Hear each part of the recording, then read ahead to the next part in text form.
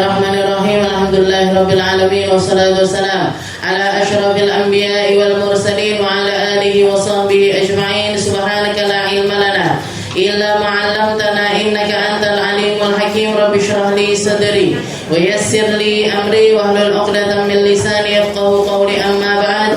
Alhamdulillah ala nikmatil Islam, alhamdulillah ala nikmatil iman, wa kafa biha min ni'mah. Alhamdulillah, segala puji bagi Allah Subhanahu wa taala yang memberi kita nikmat Islam iman, memberi kita nikmat sehat serta kesempatan untuk terus menggali rasa iman kita kepada Allah Subhanahu wa taala, rasa cinta kita kepada Nabi Muhammad sallallahu alaihi wasallam, harapan kita untuk selalu mendapatkan ampunan dari Allah Subhanahu wa taala serta mendapatkan syafaat dari Nabi kita Nabi Muhammad sallallahu alaihi wasallam. Ini semuanya adalah perkara-perkara yang kita harapkan mengisi kehidupan kita selama kita di dunia ini dan akan menjadi penyelamat kita kelak di alam kubur kita serta hari-hari berikutnya setelah kematian kita. Apa yang kita usahakan, apa yang kita inginkan, apa yang kita persiapkan adalah sebuah bekal yang amat sangat berat sekali untuk menghadapi hari yang berat. Salat kita, puasa kita, ibadah-ibadah kita yang kita lakukan sekarang ini mungkin terasa berat. Tapi berat yang kita rasakan sekarang ini tidak akan ada apa-apanya dengan rasa berat yang akan terjadi nanti di akhirat. Maka Allah Subhanahu wa taala lewat lisan Nabi kita Nabi Muhammad sallallahu alaihi wasallam selalu memotivasikan tentang syurganya Allah Ta'ala, juga selalu mewanti-wanti tentang nerakanya Allah. Salah satu fungsi dari terutusnya Nabi kita Nabi Muhammad SAW adalah basyiran wa nadhiran. Nabi Muhammad ini memberi kabar gembira. Untuk siapa? Untuk hamba-hamba yang taat, untuk hamba-hamba yang beramal soleh, bahwasanya akan ada syurga yang disediakan sama Allah Ta'ala untuk mereka. Juga fungsinya Nabi Muhammad SAW adalah sebagai nadhiran, untuk menakut-nakuti hamba, bahwasanya kalau kamu menolak untuk taat kepada Allah, menolak untuk hidup di atas landasan keimanan kepada Allah Ta'ala, maka yang akan kamu dapatkan adalah neraka. Di dalam Al-Quran Allah Subhanahu wa ta'ala mengatakan, innalladzina amanu wa amilus solihati ulaika hum khairul bariyah jazauhum inda rabbihim jannatu adnin tajri min tahtihal anharu khalidina fiha abada radhiyallahu anhum dzalika liman alhamdulillah apa titik tapi sehat dzalika liman khasyya rabbah. Katanya Allah Ta'ala, innalladzina amanu wa amilus solihat, orang-orang yang hidup di atas keimanan setelah itu mengisi hari-harinya dengan amal soleh, ulaika hum khairul bariyah, mereka lah hamba paling pintar di atas muka bumi ini. Mereka lah orang-orang terbaik, mereka lah hamba-hamba terbaiknya Allah Ta'ala. Jazauhum inda rabbihim jannatu adn. Katanya Allah Ta'ala, nanti yang akan aku berikan sebagai balasan iman serta amal soleh mereka, akan aku masukkan mereka ke syurgaku yang namanya Adn. Jannatu adnin tajri min tahtihal anhar, syurga yang di bawahnya ada aliran sungai yang bermacam-macam. Setelah itu katanya Allah Ta'ala, khalidina fiha abada, mereka akan hidup selamanya di sana. Radhiyallahu anhum wa radu'an. Ketika manusia hidup di dalam syurganya Allah, Allah ridho atas mereka, mereka pun ridho kepada Allah Ta'ala. Dzalika liman khasyya rabbah. Syurga tersebut hanya diperuntukkan bagi mereka-mereka yang memiliki rasa takut. Mereka-mereka yang memiliki keimanan kepada Allah Ta'ala, mereka-mereka yang setiap amal perbuatannya mereka timbang dulu, ini Allah Ta'ala ridho atau tidak, ini Allah Ta'ala senang apa enggak, ini ada murkanya Allah Ta'ala atau ada pahala dari Allah Subhanahu wa Ta'ala. Jadi yang nimbang dirinya adalah Allah Ta'ala, bukan lagi tentang hawa nafsunya, bukan lagi tentang dirinya, bukan lagi tentang prestisnya manusia, bukan lagi tentang apa yang menjadi komentarnya orang-orang. Apa katanya orang kalau aku bawa tas model kayak gini? Apa katanya orang kalau pakaianku begini? Apa katanya orang kalau anakku sekolah di sini? Apa katanya orang? Apa katanya orang? Ini manusia-manusia yang hidupnya enggak berjalan di atas iman kepada Allah Ta'ala, yang menjadi penentu kehidupannya adalah hawa nafsunya, yang menjadi penentu kehidupannya adalah setan yang membisikinya, yang menjadi penentu kehidupannya adalah apa yang mayoritas mengombang-ambingkan manusia. Mereka akan pergi ke sana kemari dengan perkara-perkara tersebut. Dak jejak blas bu uripe. Makanya Nabi Muhammad SAW mengatakan, wa hadza sirati mustaqima, ini loh jalanku, jalan yang lurus, fattabi'u, ikutilah jalan yang lurus tersebut. Makanya kemarin kita bahas tentang la ilaha illallah Muhammadur Rasulullah. Salah satu hal yang harus ada di dalam ikrar kita kepada Nabi Muhammad SAW yaitu pengikutan kita secara pasrah tentang apapun yang menjadi jalan hidupnya Nabi Muhammad SAW. Ndak ngenyang blas bu, nyapa to asline Rasulullah kok kalau makan itu tangan kanan, kalau cebok itu tangan kiri. Kenapa sih kok Rasulullah suka yang kanan-kanan, nggak suka sama yang kiri-kiri? Kenapa kok masuk rumah kaki kanan dulu, keluarnya kaki? Nggak ada lagi iktirad di dalam hati kita, nggak ada lagi penolakan di dalam hati kita yang mempertanyakan tentang segala sesuatu yang datang dari Nabi Muhammad SAW. Wa hadza sirati, katanya Nabi Muhammad, ini loh jalanku, jalan yang kalau kamu menapakinya setapak demi setapak, kamu akan berada di jalan yang lurus. Fattabi'u, dan fungsinya Nabi diutuskan sama Allah, fungsinya Rasul diutuskan sama Allah Ta'ala ya untuk diikuti. Nabi Muhammad diutuskan itu untuk diikuti, Bu. Selain untuk sebagai wasilahnya kita bersalawat, sebagai wasilahnya kita berzikir, sebagai wasilahnya kita untuk mengingat-ingat, selain itu Nabi Muhammad ini menjadi hakim utama atas kehidupan kita. Jadi segala sesuatu yang berkaitan sama Rasulullah SAW menjadi sesuatu yang mutlak untuk kita ikuti. Seberapa besar pengikutan kita kepada Nabi Muhammad SAW itu menjadi tolok ukur kecintaan kita kepada Allah Ta'ala. Makanya la ilaha illallah Muhammadur Rasulullah itu nggak bisa dilepaskan.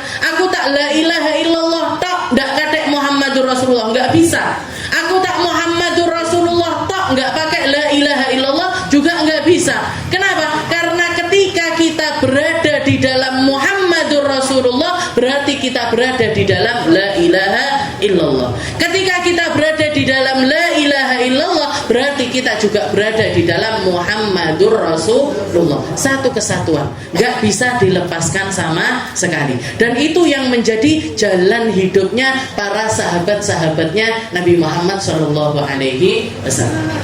Ada salah satu sahabatnya Nabi yang terkenal dengan pengikutannya kepada Nabi yang luar biasa, yang ngikuti setiap hal yang terkait sama Rasulullah SAW sampai detail-detail terkecil, Bu. Sampai dikatakan ketika sahabat tersebut berjalan, tahu-tahu turun dari kudanya, pergi ke dalam hutan, pergi masuk menjauh dari orang-orang. Setelah itu ketika keluar lagi ditanya sama murid-muridnya, wahai engkau, namanya adalah Abdullah bin Umar, putra dari Sayyidina Umar bin Khattab. Wahai Abdullah bin Umar, kenapa kamu tiba-tiba turun, setelah itu pergi menjauh, setelah itu kembali lagi? Katanya Sayyidina Abdullah bin Umar, tadi saya kencing di sana. Tadi saya buang air kecil di sana. Katanya murid-muridnya, wahai imam, wahai guru kami, sesungguhnya nanti dekat gak jauh dari sini ada tempat yang telah disediakan khusus untuk buang air. Ada toilet di sana. Ada tempat yang sudah disediakan khusus untuk orang buang air. Timbang jenengan ini buang air di tempat yang kurang layak, kenapa enggak sabar sebentar, nanti di sana kita akan turun bersama-sama. Katanya Sayyidina Abdullah bin Umar, enggak, hakada, saya dulu pernah jalan sama Nabi Muhammad SAW, perjalanan dari Madinah menuju Mekah, dan saya mendapati Nabi Muhammad SAW turun di tempat ini dan buang air di tempat tersebut. Sampai tempat kencingnya Nabi dieloi, Bu. Setelah itu dikatakan ketika perjalanan tersebut Sayyidina Abdullah bin Umar ini mengendarakan kudanya ini agak aneh. Kalau orang sekarang istilahnya nyopirnya itu agak aneh. Kadang ditarik, kadang diulur, kadang ditarik, kadang diulur. Kata murid-muridnya, wahai imam, kenapa kok jenengan itu nyopirnya kok seperti itu kenapa? Katanya Sayyidina Abdullah bin Umar, la'allal qadam, la'allal khuf yaqa'alal khuf. Katanya Sayyidina Abdullah bin Umar, saya berkeinginan kaki kuda saya ini juga napai tempat yang menjadi tapak kudanya Nabi Muhammad SAW. Wes gak masuk akal, Bu, caranya ngikuti sunnahnya itu sudah gak masuk akal lagi. Gak kira bisa kita ngikuti jalan hidup kita seperti jalan hidupnya Sayyidina Abdullah bin Umar. Pernah juga ketika beliau perjalanan ketemu sama seorang pemuda, ketemu sama anak muda yang lainnya. Setelah itu beliau turun dari kudanya, ngobrol sebentar sama laki-laki tersebut. Setelah itu nggak lama kudanya diberikan. Setelah itu imamahnya dilepas, diletakkan di atas kepala laki-laki tersebut. Setelah itu pisah. Setelah itu berpisah. Ditanya sama murid-muridnya, wahai Abdullah bin Umar, ini orang siapa? Apa kamu kenal dia dari lama kok sampai baru ketemu, ngobrol sebentar, dikasih kuda, dikasih imamah. Kalau orang sekarang dikasih motor, dikasih tas. Ada, Bu, jenengan baru kenal sama orang, oh saya kok senang sekali sama kamu ya, tak kasih ini mobil saya, ini motor saya, ini tas saya. Wong sing kenal suwi kadang yo ora dikei. Gitu. Yang kenal lama, yang berjasa untuk kita, yang kita istilahnya mendapatkan banyak hal dari mereka, orang tua kita, guru-guru kita, tetangga kita masih enggan untuk memberi kepada mereka. Ini baru ketemu, ujuk-ujuk dikai motor, ujuk-ujuk dikai imamah. Kata muridnya, siapa ini? Apa jenengan ini kenal lama sama dia? Katanya Abdullah bin Umar, enggak. Ini adalah kali pertama saya bertemu dengan dia. Akan tetapi abahnya dia dulu adalah sahabat dekat abah saya. Jadi alasannya dia memberi hadiah karena bapaknya orang itu tadi dulu dekat sama bapak saya. Dulu dekat sama bapak saya. Wa inni sami'tu Rasulullah SAW yaqul, dan saya pernah dengar Nabi Muhammad SAW mengatakan, min birril abna ilal aba min abarril bir, dikatakan termasuk salah satu kebaikan yang terbaik adalah menyambung silaturahmi kepada orang-orang yang tersambung kepada orang tua-tua kita dulu. Iki mbiyen koncone bapakku, iki mbiyen koncone ibuku, iki mbiyen koncone nenekku, iki mbiyen koncone kakekku. Orang-orang tua kita itu dulu terjalinnya sama siapa, enggak terus diputus. Orang sekarang kan enggak, koncone bapak duduk koncoku, koncone ibu ya koncone ibu duduk koncoku.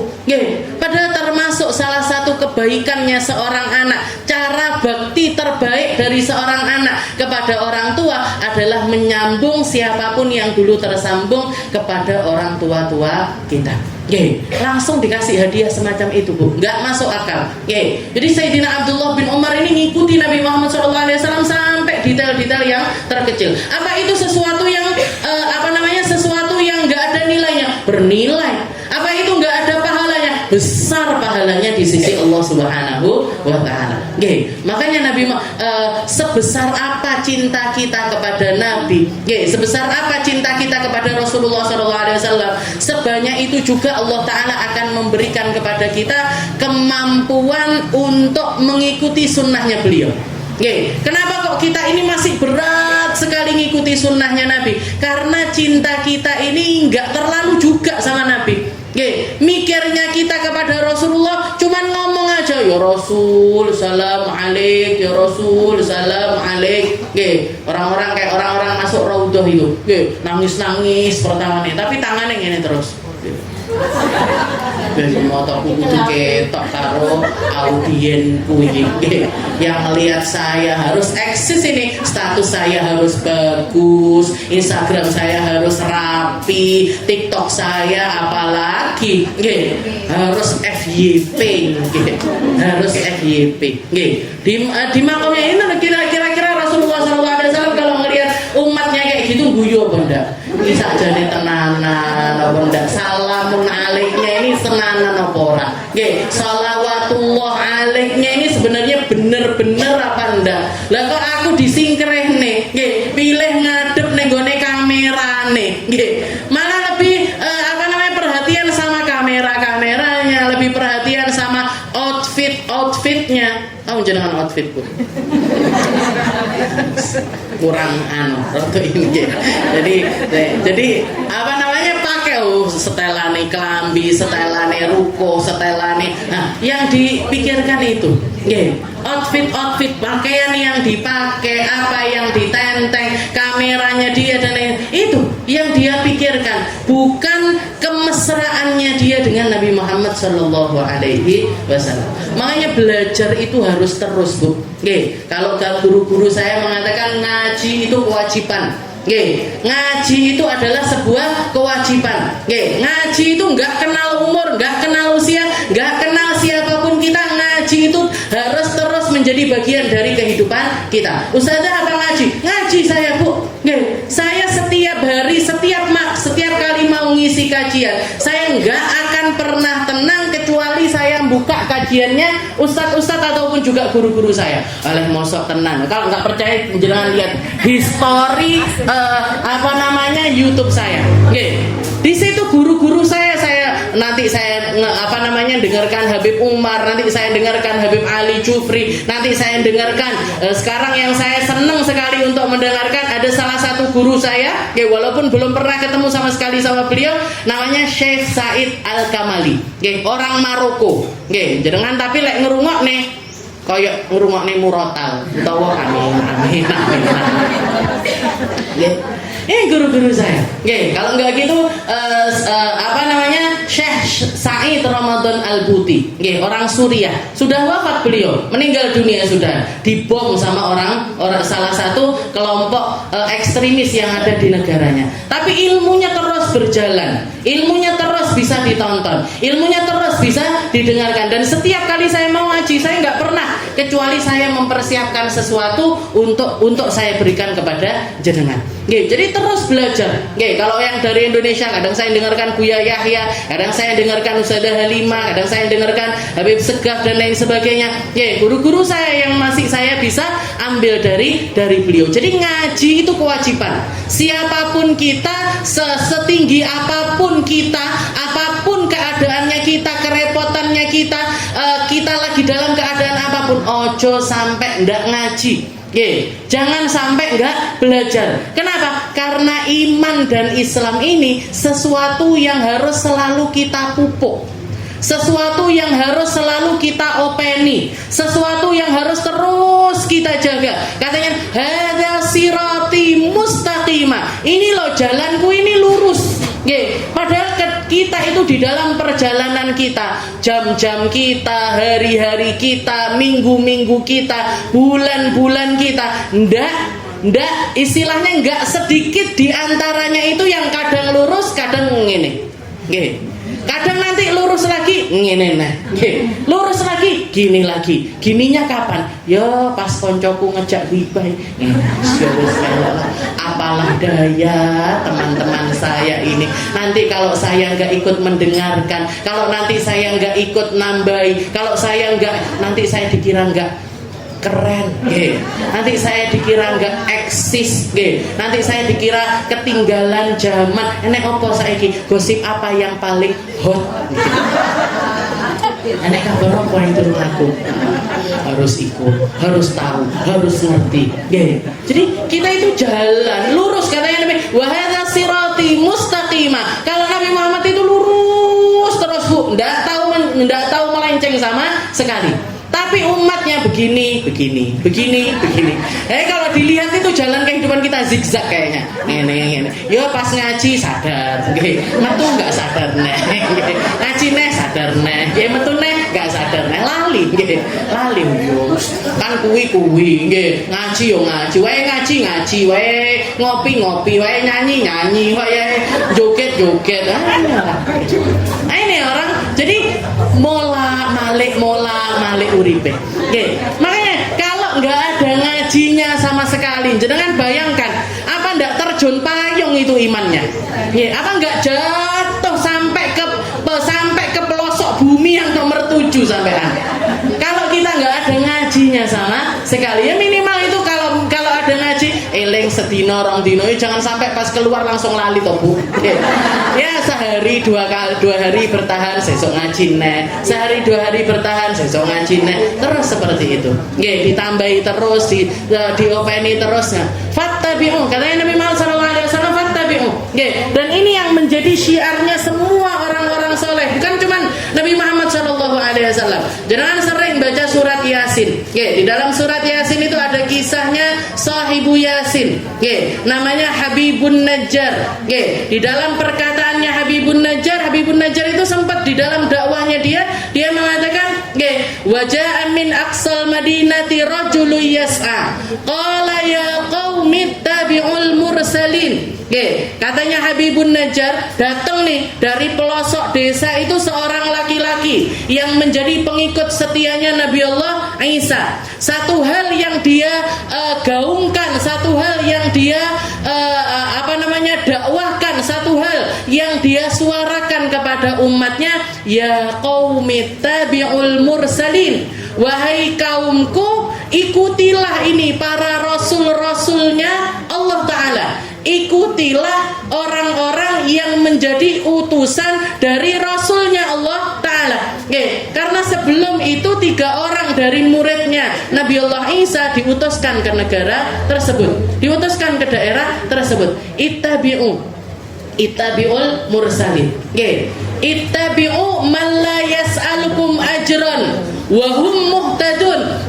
Dan dikatakan ikutilah seseorang, ittabi'u man la yas'alukum ajran. Ikutilah orang yang di dalam dakwahnya itu tidak mengharapkan upah apapun dari kalian. Wahum muhtadun, dan mereka ini orang-orang yang dapat hidayah dari Allah. Kalau kamu mau dapat hidayah juga, ikuti mereka. Kalau kamu mau berjalan di jalan yang lurus, ikuti mereka. Kalau kamu mau selamat sampai surganya Allah Ta'ala, ikuti mereka. Gak ada jalan kecuali kita ngikuti apa yang menjadi jalannya Nabi Muhammad SAW. Makanya di akhir fase tentang syahadatain kemarin, Habib Zain bin Ibrahim bin Smith mengatakan, meminta sama Allah Ta'ala, razaqanallahu mutaba'atahu wa tawaffana ala millatihi wa hasyarana fi zumratih. Yang menjadi harapannya beliau ketika kita belajar tentang 2 kalimat syahadat adalah semoga Allah Ta'ala memberikan kepada kita banyaknya rezeki untuk mengikuti Nabi Muhammad SAW. Dimudahkan tangan kita untuk mengikuti Nabi, dimudahkan lisan kita untuk mengikuti Nabi, dimudahkan mata kita untuk mengikuti Nabi, dimudahkan telinga kita untuk mengikuti Nabi, dimudahkan kita di dalam tasarruf harta-harta kita seperti caranya Nabi Muhammad mentasarrufkan hartanya. Dimudahkan kita untuk menjadi orang-orang yang ikut andil di dalam dakwahnya Rasulullah Sallallahu Alaihi Wasallam. Ada masjid di sekitaran kita, kita nggak abai. Ada madrasah di sekitaran kita, kita nggak abai. Ada pesantren di sekitaran kita, kita nggak abai. Ada majelis taklim di sekitaran kita, kita nggak mengabaikan tempat-tempat tersebut begitu saja. Kenapa? Karena ini markas-markas dakwahnya Nabi Muhammad Sallallahu Alaihi Wasallam. Nggak terus dada tok bu. Oh, enek wong bangun TPA. Oh, yowis. Muga-muga lancar. Nanti TPQ-nya mati. Oh, wis mati toh TPQ-nya. Yo ngalah. Gitu tok mek. Gitu tok cuman. Nggak ada langkah konkret, nggak ada motivasi pasti juga nggak ada. Ini sejauh-jauhnya hati seorang hamba. Selemah-lemahnya hati seorang hamba. Enek apa to wong-wong iki kok pelumpuk-pelumpukan ning gone masjid Al Hakim ini ada apa? Oh ngaji, oh tibaan to. Oh. Yo liwat, enek wong ngene tok. Liwat sedino, liwat rong dino, liwat telung dino, gitu terus sampai setahun, 2 tahun, 3 tahun, 4 tahun, 10 tahun. Ini orang-orang yang paling menyesal nanti adalah orang-orang yang semacam itu. Ngelihat ada orang-orang kumpul-kumpul di masjid, dada deh, kirim salam disik. Aku belum siap menjadi orang solih. Saya belum siap menjadi orang solihah. Ujuk-ujuk mati kapok muka razaqanallahu ta'ala wa tawaffana ala millati. Harapannya beliau juga dengan kita istiqomah ngaji, istiqomah belajar, kita diwafatkan sama Allah Ta'ala di dalam agamanya Nabi Muhammad sallallahu alaihi wasallam. Wa hasyarana fi zumrati, dan juga kelak dibangkitkan di dalam golongannya Rasulullah sallallahu alaihi wasallam. Sekarang kita masuk ke dalam pasal yang selanjutnya. Faslun i'lam anna syahadatain tadammanata jami'al aqaid allati yalzamul mukallaf ma'rifatuha fi haqqillahi ta'ala wa rusulih. Setelah itu Habib Zain bin Ibrahim bin Semit beliau mengatakan pasal i'lam, katanya beliau ketahuilah anna syahadatain tadammanata jami'al aqaid, sesungguhnya 2 kalimat syahadat itu mencakup di dalamnya segala macam bentuk akidah.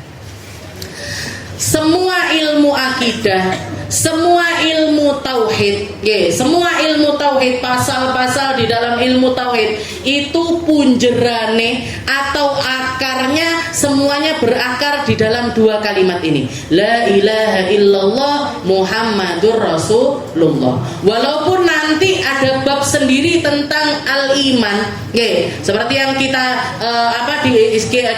tadi juga dikatakan sama Bu Malika bahwasanya di dalam kitab hadis Jibril ini ada 3 bab yang paling penting. Ada al-Islam, ada al-iman, ada al-ihsan. Dan kita masih ada di dalam bab al-Islam. Masih ada di dalam bab Islam. Nanti ada bab yang namanya bab iman. Iman kepada Allah, iman kepada malaikat, iman kepada kitab, iman kepada rasul, iman kepada hari kiamat, iman kepada qada dan juga qadar. Iman kepada qada dan juga qadar, khairihi wa syarrihi minallah. Yang baik yang buruk semua datang dari Allah Ta'ala. Tapi dikatakan ke-6 rukun iman ini sendiri kalau disimpulkan lagi itu semuanya masuk di dalam kalimat la ilaha illallah Muhammadur Rasulullah. Kenapa? Karena iman kepada malaikat itu datang dari iman kepada Allah. Iman kepada kitab-kitab itu datangnya dari iman kepada Allah. Iman kepada para rasul juga datangnya dari iman kepada Allah. Iman kepada hari kiamat datangnya dari iman kepada Allah. Makanya katanya beliau tadammanata jami'al aqaid, semua akidah kita itu semuanya masuk tercakup di dalam 2 kalimat syahadat. Yalzamul mukallaf ma'rifatuha. Dan orang mukallaf, orang mukallaf ini apa? Orang mukallaf ini yang sudah masuk ke usia di mana beban-beban syariat itu langsung ada di pundak masing-masing. Ndak iso dititipne wong liya, ndak iso. Salat misalkan jenengan punya beban untuk melaksanakan salat 5 waktu di pundak-pundak jenengan masing-masing. Nggih, pas kuwesel, Bu, aku titip salat duhur ya. Aku kok kuwesel. Duhuranku duhurno dhisik. Nggih. Asare engko piye? Asare engko aku insyaallah tak salat dhewe. Nggih. Gimana ini titip salat duhur ini bisa apa ndak? Ndak bisa. Nggih. Salat zakat, wis wakeh wong zakat, aku tak ra usah zakat. Gimana? Ndak bisa. Nggih. Kenapa? Karena orang mukallaf ini semua beban apa yang dituntutkan sama Allah Ta'ala untuk menjadi bagian dari kehidupan mereka harus mereka tanggung masing-masing. Katanya beliau yalzamul mukallaf ma'rifatuha. Maka setiap orang yang sudah balik berakal, balik kalau perempuan sudah haid, setelah itu juga tumbuh dalam keadaan berakal. Kalau orang gila nggak ada urusan, kalau orang gila nggak ada urusan, atau orang yang akalnya ini separuh, seperempat, sudah ada tuntutan bagi mereka. Apa yang wajib bagi mereka? Ma'rifatuha fi haqqillahi ta'ala wa rusuli. Mereka harus paham betul apapun yang berkaitan tentang haknya Allah Ta'ala dan juga haknya Rasulullah Sallallahu Alaihi Wasallam. Sifat wajib mereka, sifat mustahil mereka, sifat jaiznya mereka. Sifat wajibnya Allah Ta'ala harus tahu kita, Bu. Sifat mustahilnya Allah Ta'ala kita juga harus tahu. Sifat jaiznya Allah Ta'ala juga harus tahu. Sifat wajibnya para rasul harus tahu. Sifat mustahilnya para rasul harus tahu. Sifat jaiznya para rasul juga harus tahu. Jadi kalau orang-orang dulu itu, abah saya bilang, orang dulu itu ngajinya sifat wajib Allah yang 20. Wujud, qidam, baqa, mukhalafatun lil hawadith, qiyamuhu binasi, qudrat iradatil muhayya, sampai 20 sifat. Itu menjadi sesuatu yang dibaca, dihafalkan, bahkan menjadi wirid bagi mereka. Selain itu apa? Selain itu juga dipreteli, dipahami satu persatu. Makanya orang-orang iman itu, apalagi imannya orang-orang zaman dulu, imannya orang zaman dulu, yang rata-rata itu diajarkan di TPQ, di madrasah-madrasah, sifat-sifatnya Allah Ta'ala yang menjadi hafalan-hafalan mereka ketika mereka masih kecil. Begitu dewasa itu menjadi sesuatu yang nancap di pikiran mereka, menjadi sesuatu yang nancap di dalam hati mereka, sehingga apapun yang berlaku di dalam kehidupannya ini nggak gampang digoyahkan dengan hal apapun. Tapi orang zaman sekarang menganggap ilmu-ilmu semacam ini ilmu kuno. Biyen mau belajar sifat 20 wong biyen, wong saiki ndak keren. Ngapalne aqidatul awam wong biyen, abda'u bismillahirrahmanirrahim wa birrahimi daimil ihsani. Itu aqidatul awam, akidahnya orang awam itu di sekolahan-sekolahan Islam, di TPQ zaman, di pondok-pondok pesantren kuno itu jadi wirid, Bu. Bahkan menjadi sesuatu yang dibaca harian. Baca aqidatul awam itu kayak sesuatu yang harus ada di dalam bagiannya seorang santri. Orang sekarang gak keren, Bu. Mendingan anakku belajar calistung, mendingan anakku belajar bahasa Inggris, mendingan anakku belajar balet, belajar piano, belajar renang, karate, taekwondo dan lain sebagainya.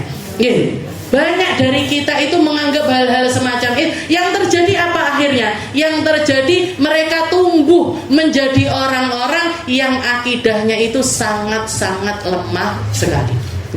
Delok iki titik gitu, ngelihat film ini gak ikut, ngelihat kata-kata yang menarik ikut, ngelihat punya guru profesornya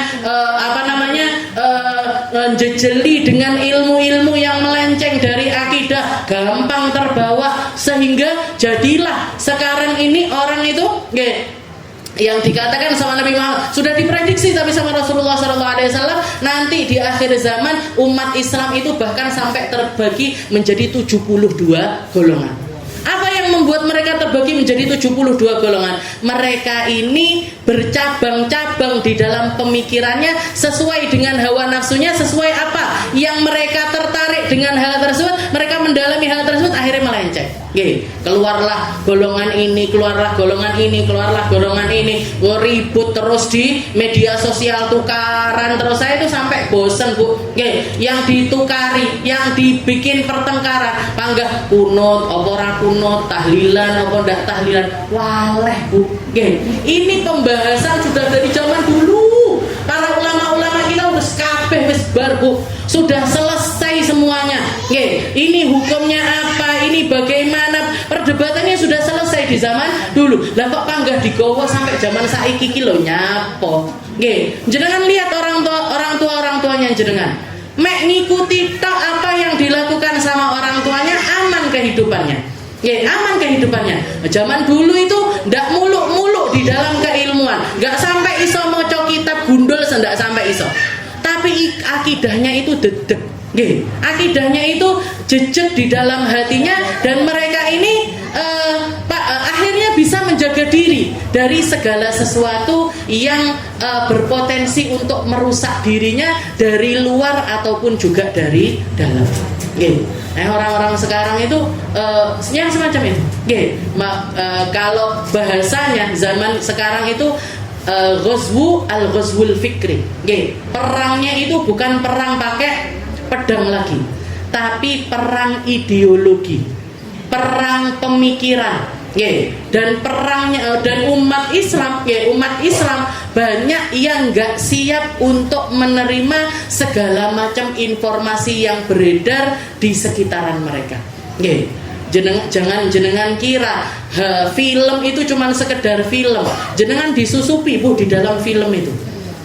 Jenengan nonton drama, jenengan disusupi di dalam drama tersebut. Jenengan nonton iklan itu kayak nyusup di bawah alam sadarnya jenengan. Kalau ndak percaya, istilahnya misalkan saya ngomong, cintai ususmu, nopo terusan minum Yakult tiap hari. Ini penggaweane sopo nih? Penggaweane iklan nyusup di dalam pikirannya kita. Ngomong kalau kamu cinta ususmu, minum Yakult tiap hari. Jadi jangan dikira apa yang jenengan tonton, apa yang jenengan dengar itu nggak ngaruh di dalam kehidupannya jenengan. Berapa banyak kita melihat jenengan lagi scroll Instagram atau TikTok, barengan ndelok iklannya jilbab, nanti ketone jilbab kuwi, ketone ujuk-ujuk cek. Ujuk-ujuk ketone omah, kurire garek bayar 250.000, 200.000. Apa itu semuanya? Iklan, Bu. Dan kita umat Islam tentang agama ini menganggap kalau kita itu nggak perlu ngiklan sampai seperti itu nggak perlu. Padahal Nabi Muhammad SAW itu ngiklan, Bu. Nabi Muhammad itu nggak berhenti di dalam dakwahnya. Beliau menggunakan semua media, beliau menggunakan semua cara, beliau menggunakan hal apapun, teman-temannya, anak-anaknya, istrinya, hartanya, keluarganya, semuanya dipakai untuk menjadi media dakwahnya Rasulullah SAW. Kenapa kok Nabi Muhammad itu sampai punya istri sekian banyak?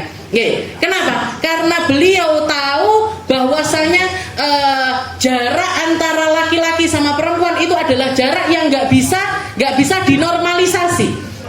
Maka beliau menggunakan perempuan-perempuan yang ada di sekitarnya. Ada yang sepuh seusia sama Nabi, umur 50-60 ada. Yang tengah-tengah ada, umur 30-40 ada. Yang muda-muda umur 20-an ke bawah seperti Sayyidah Hafsah, Sayyidah Sofia, Sayyidah Aisyah, yang muda-muda ada. Kenapa kok beliau itu ngambil dari semua segmen elemen perempuan ini untuk berada di dekatnya Nabi Muhammad SAW untuk jadi media dakwahnya Nabi. Untuk jadi media dakwahnya Nabi. Orang sekarang sungkan, arepe nge-share flyernya majelis. Aku kok dikira solihah sekali. Kalau nge-share nyetatus majelisku. Mau ngajak orang datang ke sini, mau ngajak orang untuk berislam, mau ngajak orang untuk melakukan kebaikan, kita itu masih tarik ulur untuk melakukan hal tersebut. Masih tarik ulur yang semacam. Padahal Nabi Muhammad SAW menggunakan segalanya di dalam dakwah agama Islam. Yang terjadi apa akhirnya? Ya kalah, Bu. Nggih. Pemikiran Islam ini dikalahkan dengan pemikiran-pemikiran yang lainnya. Pikirannya wong Nasrani, pikirannya wong Yahudi, pikirannya orang ateis, pikirannya orang Majusi, pikirannya orang Konghucu, pikirannya orang penyembah ini dan lain sebagainya. Tanpa sadar kita karena melihat hal-hal yang semacam itu, akhirnya kita secara tidak sadar standar kita itu menjadi standar yang semacam itu. Normalisasi kita di dalam kehidupan itu normalisasi kita dengan hal-hal yang semacam itu. Makanya orang-orang sekarang, istri-istri zaman sekarang, itu istilahnya ada banyak terjadi pergeseran sama perempuan-perempuan di zaman dahulu karena ya itu tadi, efek dari drama yang didelok, film yang ditonton, dan juga status-statusnya artis-artis dan selebgram, influencer dan lain sebagainya yang dia lihat sehari-hari itu ngeracuni pikirannya dia. Artis kuwi ulang tahun dikei kembang, aku kapan dikei kembang? Kemarin kakak saya ngomong gitu sama suaminya, "Bah, aku kok enggak tahu mau kei kembang." "Kamu apa mau makan kembang?" katanya. "Kembang itu apa bikin kenyang?" Jawabannya seperti itu. Nah, jadi istilahnya hal-hal semacam itu jadi standar-standar. Padahal kalau kita lihat Nabi Muhammad SAW kemesraannya juga bukan tentang hal yang semacam itu. Jadi ma'rifatuha fi haqqillahi ta'ala wa rusulih. Jadi salah satu ilmu yang harus mancep di dalam hati kita, mancep di dalam pikiran kita, dan enggak untuk kita mempelajarinya adalah ilmu tentang Allah, ilmu tentang Rasulullah. Wa huwa khamsuna aqidah. Dan di dalam sifat Allah dan juga sifat Rasul itu ada 50 akidah. Ya, ada 50 akidah. Ihda wa arba'una fi haqqillahi ta'ala, 41. 41-nya ada di dalam sifat-sifatnya Allah Ta'ala. 20-nya sifat wajib Allah, 20-nya sifat mustahilnya Allah, 1 sifat jaiznya Allah. Nah, jadi dari 50 itu yang 41 adalah sifat-sifatnya Allah Subhanahu wa Ta'ala. Setelah itu yang 9 itu adalah sifatnya Rasul-Rasulnya Allah. 4 sifat wajibnya Rasul, 4 sifat mustahilnya Rasul, 1 sifat jaiznya Rasul. Jadi sifatnya Rasul ada 9, 41-nya adalah sifatnya Allah Ta'ala, digabung jadi khamsuna aqidatan. 50 akidah wajib. Isyruna min wajibah. Isyruna minha wajibah la yatasawwar fil aqli adamuha, wa isyruna mustahila la yatasawwar fil aqli wujuduha, wa wahidatun jaizah yutasawwar wujuduha wa adamuha. 20 sifat wajib. Apa yang dimaksud dengan 20 sifat wajib? Sifat-sifat yang tidak bisa digambarkan, sifat itu tidak ada pada diri Allah Subhanahu wa Ta'ala. Kalau sifat mustahil apa? Kebalikannya itu. 20 sifat yang mustahil ada pada sifatnya Allah Subhanahu wa Ta'ala. Yang 1 sifat jaiz. Apa sifat jaiz? Sifat yang adanya boleh pada diri Allah Ta'ala, gak adanya juga boleh pada diri Allah Subhanahu wa Ta'ala. Begitu juga dengan sifatnya Nabi Muhammad ataupun juga rasul-rasul yang lainnya. Wasifatul wajibah tanqasimu ila arba'ati aqsam. Dan sifat wajibnya Allah Ta'ala yang 20 itu nanti dibagi lagi menjadi 4 golongan. Nggih, ada sifat nafsiyah, ada sifat salbiyah, ada sifat ma'anin, ada sifat ma'nawiyah. Wallahu a'lam bishawab. Insyaallah kita lanjutkan di pertemuan yang selanjutnya tentang ilmu akidah. Jadi ini kita masuk di dalam ilmu ketauhidan tapi masih awal. Nggih, sengaja ditaruh di awal karena ini menjadi pondasi dari segala ilmu yang akan kita pelajari.